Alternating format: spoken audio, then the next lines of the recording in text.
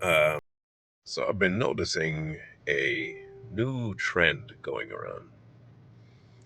Um, the trend isn't like a TikTok type of trend. I mean, like a trend of a political one to try and infiltrate the conservative mindset.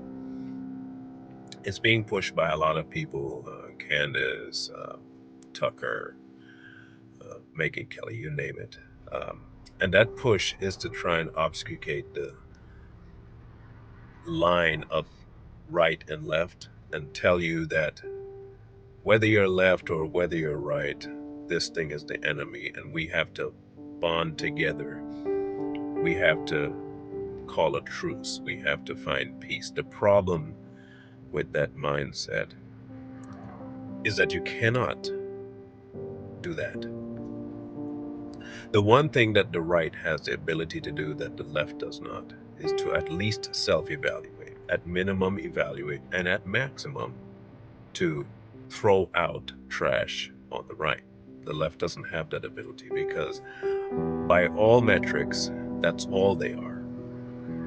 So, this joining of the two to create one brand new thing because the government's the enemy or this other entity is the enemy is indeed where the enemy lies. They want you to believe that you can unify with people who are completely antithetical to what the conservative idea is. They want you to bring people in that are anti family. They want you to bring people in who are against children. They want to bring you, and when I say against children, I mean that in the most explicit term. They'll tell you, oh, Epstein, Epstein, but they're the same ones that want to mutilate children, want to allow for the removal of them before they're born. So, no, there can be no unity. There can be no conjoining. There shouldn't. I mean, you're allowed to do whatever you want, I guess, but don't ever try to hand me this bill of goods to say this is the new conservative way. It is not. It is. It might be something else. You might want to call it something else, but it is definitely not conservative. This is just a warning for if you decide to go that route, the end result will not be good for you.